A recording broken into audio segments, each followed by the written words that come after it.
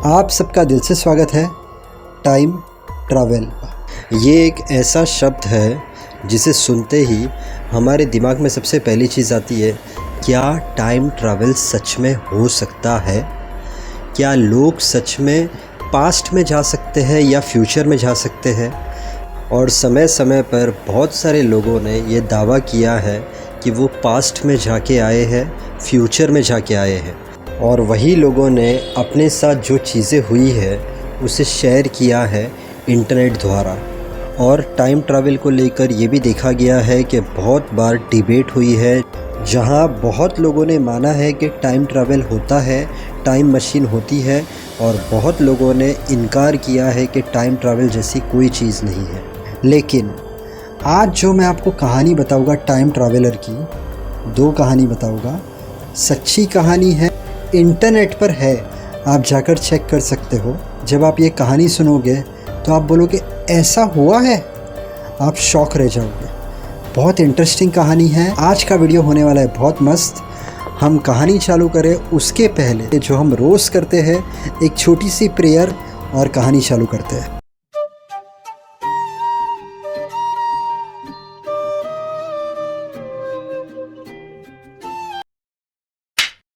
ये बात है 1935 की। मिस्टर विक्टर जो एक पायलट थे, इंग्लैंड में रहते थे। उनका एक छोटा प्लेन था, लाइट एयरक्राफ्ट।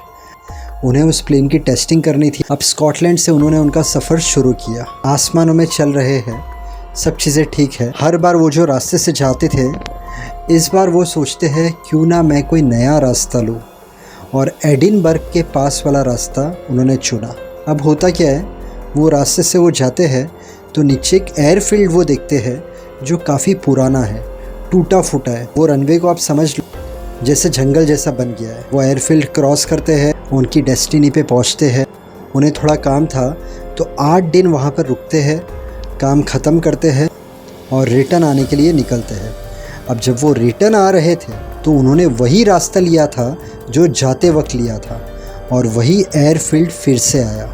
अब जब वो एयरफील्ड फिर से आया, इनकी नज़र गई वो एयरफील्ड पर।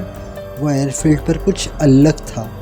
उसी वक्त तूफ़ान आ जाता है। अब इतना भयंकर तूफ़ान होता है कि वो फ़्लाइट को कंट्रोल नहीं कर पाते। उनकी फ़्लाइट नीचे जा रही है, ऑलमोस्ट क्रैश होने वाली है, पर क्योंकि उनका एक्सपीरियंस बहुत अच्छा था, जैसे तैसे 20 मिनट्स तक तूफ़ान से लड़ते हैं और तूफ़ान से बाहर निकलते हैं।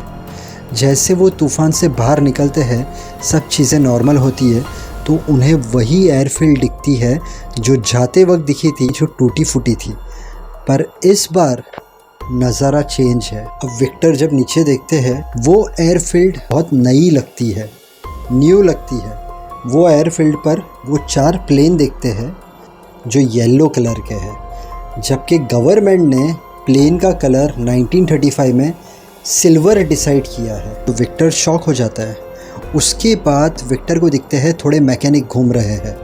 उनका कलर रहता है कपड़ों का ब्लू, जबकि गवर्नमेंट ने डिसाइड किया था ब्राउन कलर। अब उसके बाद विक्टर को एक प्लेन दिखता है, वो 4 में से ही एक प्लेन जो बहुत एडवांस टेक्नोलॉजी वाला रहता है। तो विक्टर सोच में पड़ जाता है कि ये सब कब हुआ है, ऐसी चीज़ तो है ही नहीं। प्लेन तो सिल्वर कलर के है, यूनिफॉर्म जो है मैकेनिक के वो तो ब्राउन है, और इतना एडवांस टेक्नोलॉजी वाला प्लेन तो मैंने अब तक देखा नहीं है।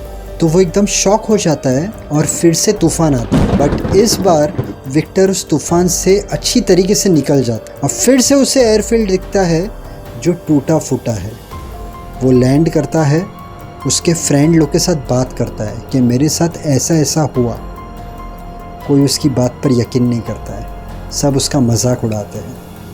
होता क्या है, 1939 में गवर्नमेंट प्लेन का कलर येलो डिसाइड कर देती है और मैकेनिक का कलर ब्लू डिसाइड कर देती है। और उस वक्त ऐसी ही टेक्नोलॉजी का प्लेन विक्टर देखता है जो उसने 1935 में देखा था। तब जाके विक्टर को यकीन होता है कि विक्टर ने टाइम ट्रैवल किया है। 4 साल 1935 में उसने वो चीज़ देखी जो 1939 में हुई, और 1975 में विक्टर एक बुक लिखता है, फ्लाइट टूवर्ड्स रियलिटी। उसके अंदर उसने इस किस्से के बारे में बताया है।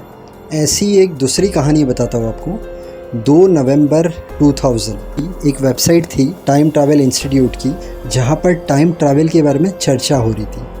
अचानक वहाँ पर एक मैसेज आता है जॉन टीटर के नाम से कि मेरा नाम जॉन टीटर है, मैं एक अमेरिकन सोल्जर हूँ, मैं 2036 से 1975 में गया था IBM 5100 कंप्यूटर लेने के लिए, क्योंकि फ्यूचर में कंप्यूटर में प्रॉब्लम हो गई है और उसे रिपेयर करने के लिए हमें 1975 का IBM 5100 कंप्यूटर के मॉडल की ज़रूरत थी।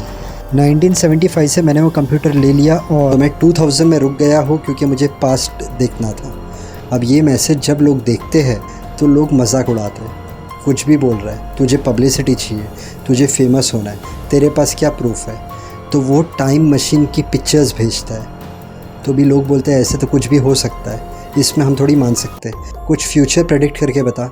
तो वो कहता है 2001 में पेरू में अर्थक्वेक आएगा, जो थोड़े टाइम के बाद सच हुआ। जो एक्चुअल में हुआ था 23 जून 2001 में। उसके बाद वो और एक चीज़ बोलता है, आपकी स्पेस शटल जो है उसका हीटिंग प्रॉब्लम सॉल्व करो। ये भी हमने देखा था 21 फरवरी 2003 में स्पेस शटल डिज़ास्टर हुआ था। इसके साथ उसने और भी भविष्यवाणी की थी जो सच नहीं हुई। 2015 में वर्ल्ड वार होगा और बहुत सारे लोग मारे जाएंगे, ये नहीं हुआ। उसके बाद और एक भविष्यवाणी उसने की थी 2004 में सिविल वॉर होगा और ओलंपिक कैंसिल कर दिया जाएगा। उसके बाद 2040 में शायद वो फिर से चालू हो सकता है, तो वो भी कुछ नहीं हुआ। अब इसके ऊपर भी लोगों ने क्या कहा, थोड़े लोगों ने ऐसी बात कही कि अर्थक्वेक को कोई नहीं रोक सकता था, तो वो चीज़ हुई। वर्ल्ड वार रुक सकता था, तो वो नहीं हुआ क्योंकि वो लोग कर सकते थे। हीटिंग की प्रॉब्लम थी, वो नहीं हुई होगी सॉल्व। सिविल वॉर तो वो भी लोग रोक सकते थे, इसलिए नहीं हुआ। इसलिए ओलंपिक भी चल रहा है।